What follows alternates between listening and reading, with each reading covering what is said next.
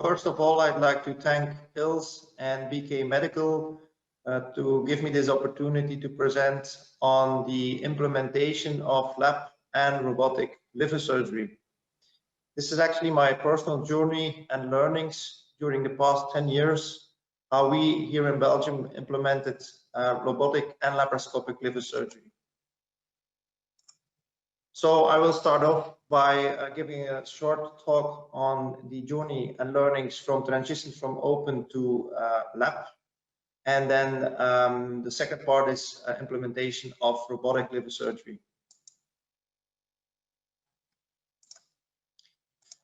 As with all new technologies, we see that the initial phase of laparoscopic and robotic surgery was actually characterized by a long learning curve.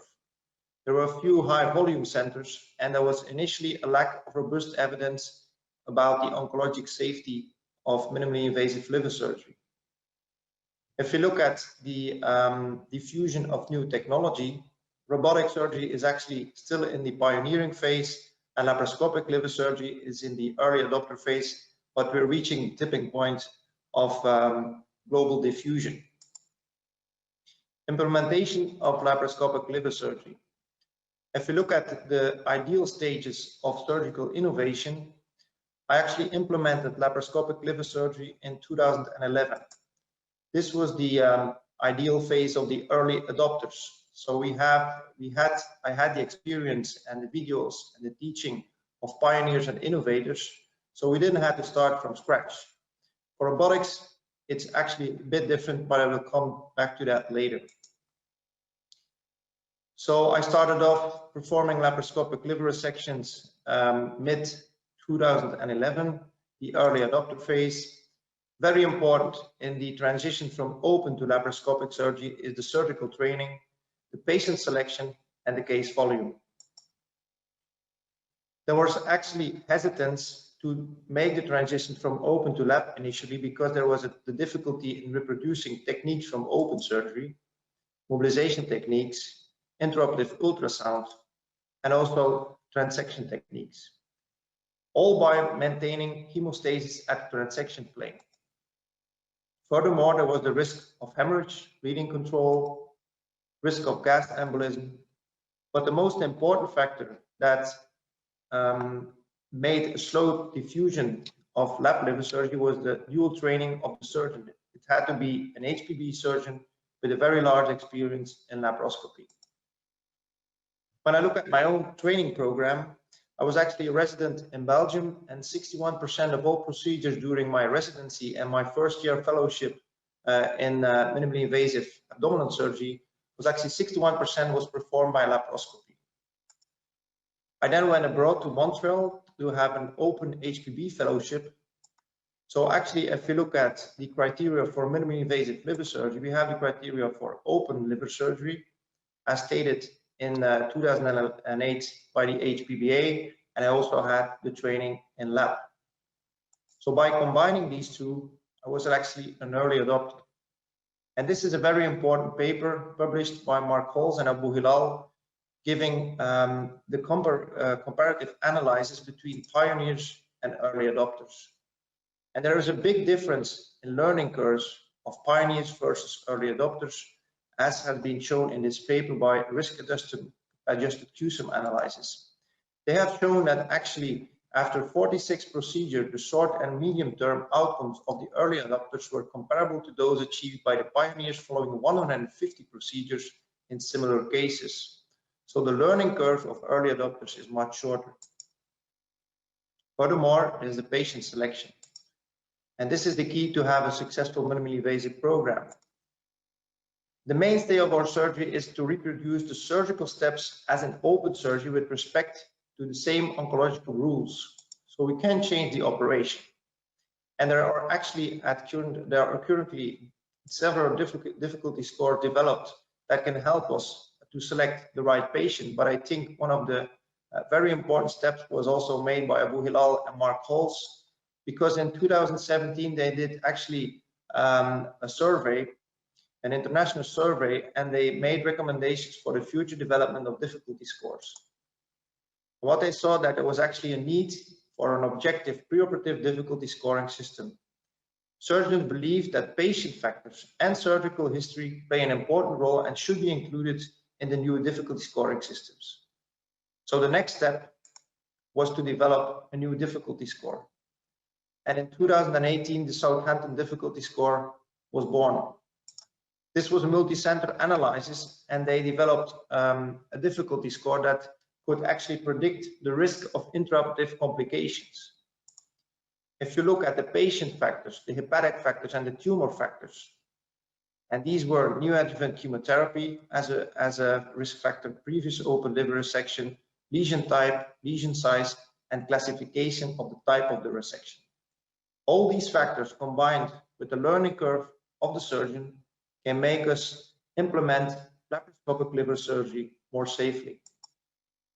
Case volume. How did we increase our volume? Well, actually, when I started off in 2011, 2012, here in the Belgian center, we split it up, laparoscopic pancreatic surgery and liver surgery for 2.5 years. If we did that with the purpose of focusing pathology on one surgeon and increasing the volume per surgeon. So this would allow us to implement laparoscopic Whipple procedures and laparoscopic technically anatomically major liver resections. Furthermore, we are also a supra-regional center, so we have a lot of discussions on MDT with other centers regarding liver surgery, and we get a lot of referrals. And this is the increase in numbers of liver resections. So when I started off, I performed 20 cases the first year, and then last year I performed 145 liver resections. The key from the transition from open to lab is a solid OR team, anesthesiologists, and the same team of OR nurses. Knowledge and adaptation to the laparoscopic tools and knowledge about the new technology is very important. And one of the mainstays is really the transition from open to laparoscopic ultrasound. Very important. So I would recommend to do a lot of ultrasound, doing your cholecystectomies. Just do an ultrasound of the liver, get used to the technology. This can really be helpful for further complex liver resections. So laparoscopic training for ultrasound is really very important. This is our real-time guidance. This is actually an example of how I perform the ultrasound. I check the pedicles, which are important. I determine my transection plane. I look at the important structures below the tumor, and then you get this P5 and P8. Lab liver protocols. We have to develop protocols for our nurses, for ourselves in the OR. We have to develop clinical pathways. And furthermore, very important, the only way to know what you're doing is to track your data. So you have to include all your cases in a large database. Implementation of laparoscopic liver surgery. These are the results. I performed 777 cases. 72% were performed laparoscopically or robotic. Conversion rate was 11 cases, 2%.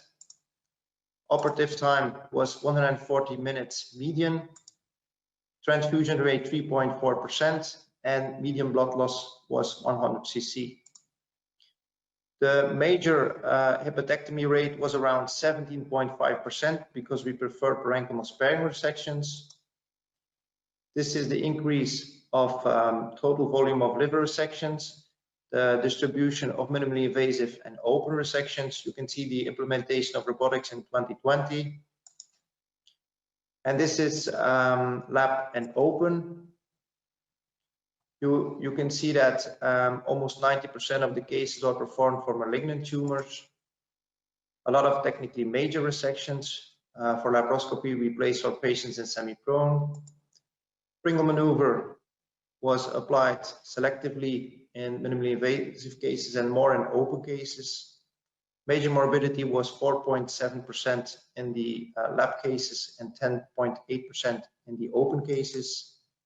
And the total hospital stay was median 4 days for laparoscopic hepatectomy and 8 days for open hepatectomy. And then implementation of robotic surgery.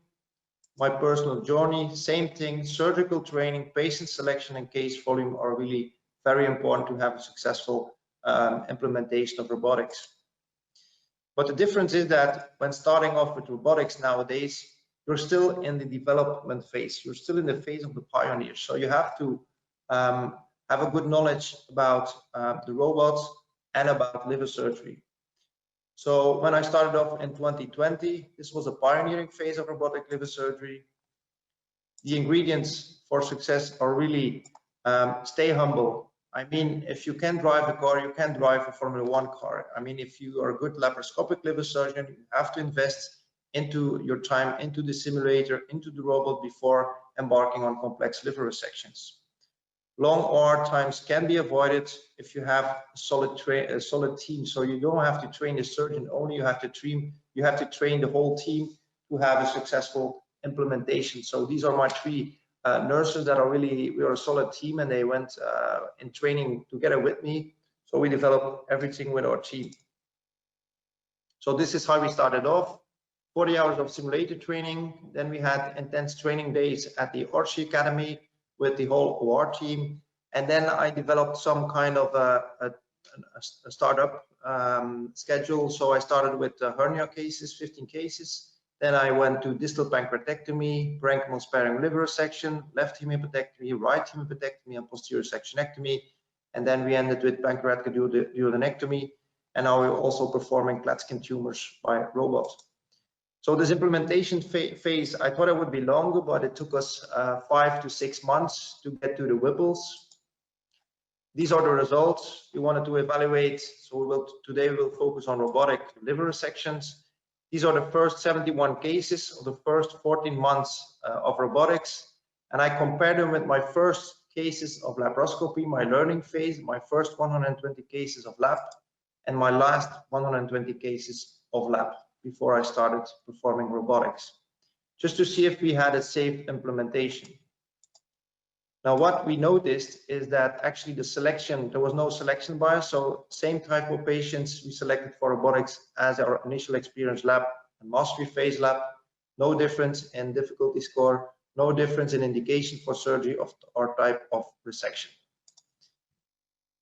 What we noted is that blood loss, operative time was similar to the initial experience with laparoscopic liver surgery, but was a bit longer compared to the mastery phase of laparoscopic surgery, only 20 minutes, which is actually in contrast with the published data, which show much longer robotic operative times, but we didn't have it. I think it mainly because we trained the whole team. We have short docking times.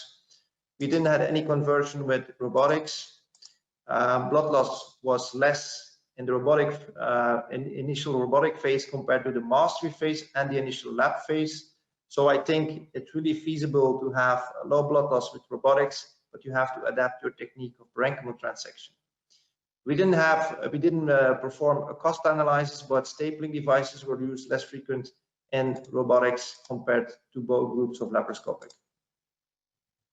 And then finally, the complication here, we didn't have any major morbidity in the robotic cases, but we had duration of hospitalization was actually shorter compared to the initial experience with laparoscopic liver resection, but this is mainly due to the implementation of a clinical pathway in 2016.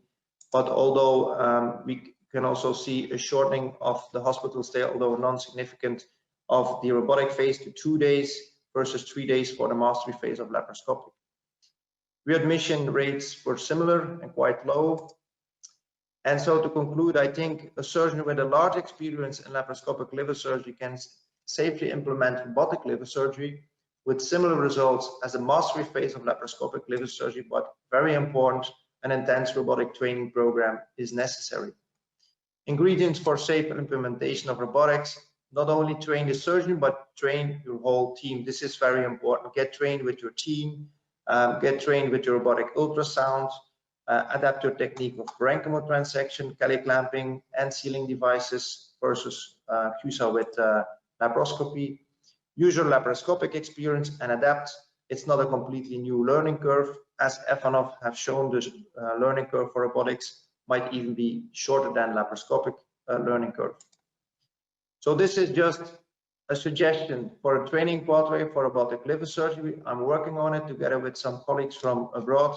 And I think the mainstay is really a stepwise implementation to have good results. I'd like to thank you for your attention. I hope to see you in the next congresses of ILLS. Hello. I would like to thank the programming committee for giving me the opportunity to present today and for the great program that they have developed despite the barriers presented by the pandemic. I would also like to thank BK Medical for sponsoring this session. I'm sure Dr. DeHaan has given you an excellent talk on his experience transitioning from open to minimally invasive liver resections. My talk will focus on the role of intraoperative ultrasound in establishing a minimally invasive liver surgery program.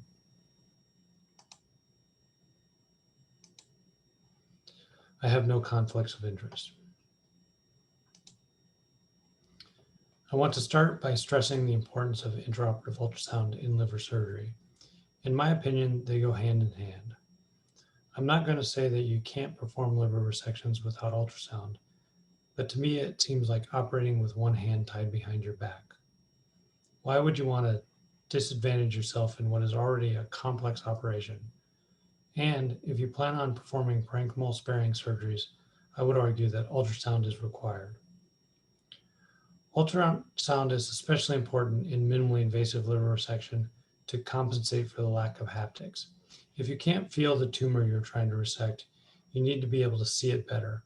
And ultrasound is currently the best tool to allow you to see into the liver at the time of surgery. This case demonstrates one reason why I think it is important to be comfortable with intraoperative ultrasound. This is a 65-year-old male who had a single 7-millimeter liver metastasis when he was diagnosed with colon cancer. He underwent a combined colon resection and liver ablation at that time. 2 years later, he was noted to have a recurrence on surveillance imaging. You can see some representative slices of that MRI here, which identified 3 lesions in his liver. And the image on the left, you can see a 1.2 centimeter metastasis in the middle, right there. In the middle image, you can see a hepatic cyst there. And the image on the right, you can see the previously ablated metastasis with no evidence of local recurrence right here. In my mind, there are 2 options for treating this patient. You can perform a right hepatectomy, or you can perform a parenchymal sparing surgery, which would save segments 7 and 8. I personally would favor a parenchymal sparing option, either resection or ablation, which leaves us more options in the future if he develops additional left-sided disease.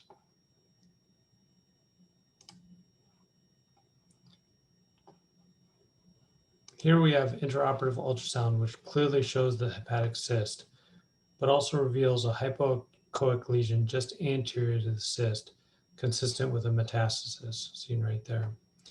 However, this lesion is much smaller and closer to the cyst than expected based on the MRI. Of note, the cyst is identified by its classic ultrasound features. It is anechoic with clear posterior acoustic enhancement. Ultimately, there were 2 lesions identified on intraoperative ultrasound that were not identified on MRI. This lesion right here and one in segment 2. Based on the new findings, a right hepatectomy would not be a good option for this patient.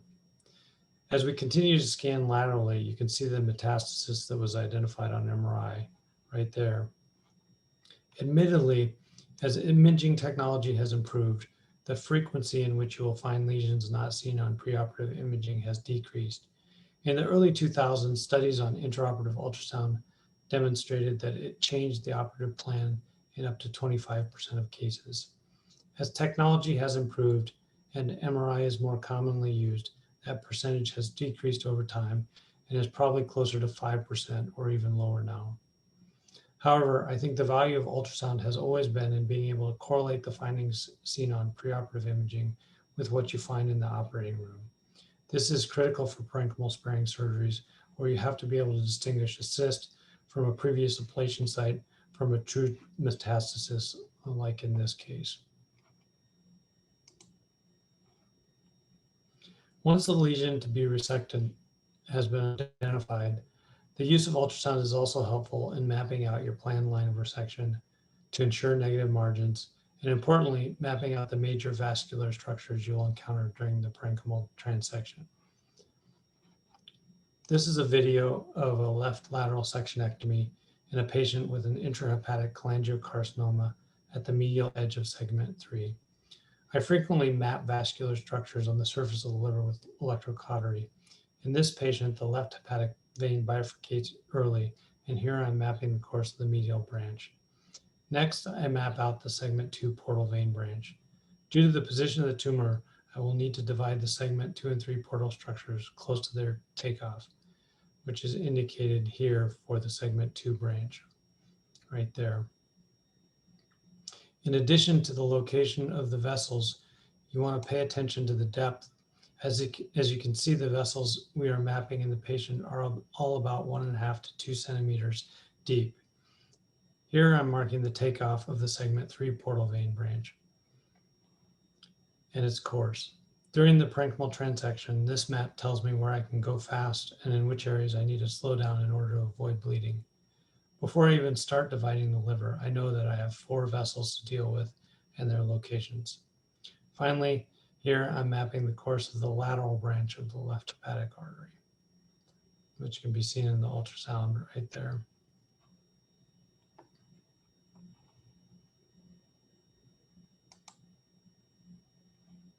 Hopefully, I have started to convince you that ultrasound is an important component of minimally invasive surgery. Now let's discuss the challenges. Ultrasound images, like any imaging modality, take experience to interpret, and the learning curve is especially steep for ultrasound for several reasons. First, as surgeons, we generally don't have many opportunities to review ultrasound images. This is in contrast to CT and MRI, which almost every patient we see these days has. Second, ultrasound is a real-time imaging modality, so it can be hard to interpret if you aren't performing the exam yourself. Reviewing still pictures is not an effective way to learn to use ultrasound. Third, ultrasound isn't point and click like the camera on your iPhone. To be effective, you have to know how to use and tune the picture. As you can probably guess from the picture of the ultrasound keyboard on the top right, this isn't the most user-friendly process. It is a bad sign when you have to label the buttons just to be able to use the ultrasound. If all that wasn't enough, using the ultrasound minimally invasively makes the learning curve even steeper. To use the ultrasound minimally invasively, the probe is placed at the end of a long instrument, making it difficult to control, and in general, you're forced to use sagittal views as opposed to the axial views that we're all used to from other imaging modalities. All that being said, it is possible to learn ultrasound. It just takes a concerted effort. I think there are 2 keys to getting over the intraoperative ultrasound learning curve quickly. The first is to use a standardized setup. You want to set the ultrasound up the same way every time so you're comfortable using it. Ideally, you want to be looking across the target organ at the ultrasound screen. So for liver cases, as seen in this picture, I generally stand on the patient's left and position the ultrasound screen at the patient's right shoulder. With this setup, I place the tip of the ultrasound probe on the right side of the screen. That way the sagittal view is lined up with the patient. The patient's head will be towards screen right over here, and the patient's feet will be towards screen left over here. This setup is intuitive, requiring less mental gymnastics, and thereby decreasing the learning curve. If you have a standardized setup, the staff can have it positioned for every case, and you will be more likely to use it as opposed to having to ask for it and then wait while they set it up during the middle of the case. The second key is obvious: practice, practice, practice. You need to start developing the skill as early as possible so it is there when you need it. In addition to learning how to interpret the ultrasound images, you need to learn how to get the images. This includes being facile with positioning the ultrasound probe and adjusting the imaging settings to get a clear view of the anatomy you are interested in. Every ultrasound system is different, so you need to be comfortable with your system and know what buttons to push. Have the ultrasound set up for every laparoscopic case and take a few minutes to look at the liver at the start of the case. Find other opportunities to use ultrasound that fit with your clinical practice. As an example, I perform transversus abdominis plane blocks under ultrasound guidance on all of my patients instead of letting anesthesia do them, as it is the perfect opportunity for the surgical residents to start getting comfortable with using the ultrasound. You will find that the more you use ultrasound, the more situations you will find where it is helpful.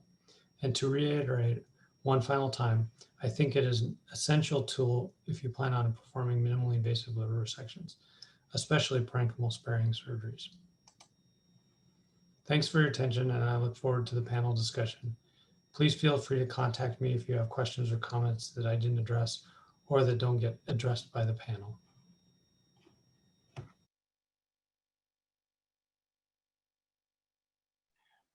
Okay, thank you. It's Clark, you have some question, or will you continue and we make a question later? I think David said we have time for at least one question. So we're only 10 minutes behind, which might be a miracle for a surgical meeting. So we could certainly take a question from someone. Well, it's one question from Matthew is, do you think that you will eventually complete the move to robotic and abandon laparoscopic in a liver resection? Well, at this moment, I'm really thinking about it, because I think nowadays I do around 85% of the cases by robotics. Initially, it was just to see how the results were compared to laparoscopy, but as you have seen, my first 70 cases, well, the results are quite good, and I'm just evaluating case by case until a point where I can see a real difference for some indications. But at this moment, I really have a complete shift towards robotics, except for small wedges, which I don't think it's useful to install the robot. For every other case, technically major or anatomically major, I do by robotics. And also, we did a lot of biliary reconstructions. We just submitted the paper to HPB. So I think wherever you need reconstruct biliary structures, I think it also has an advantage. So I'm really shifting completely to robot, except for small wedges.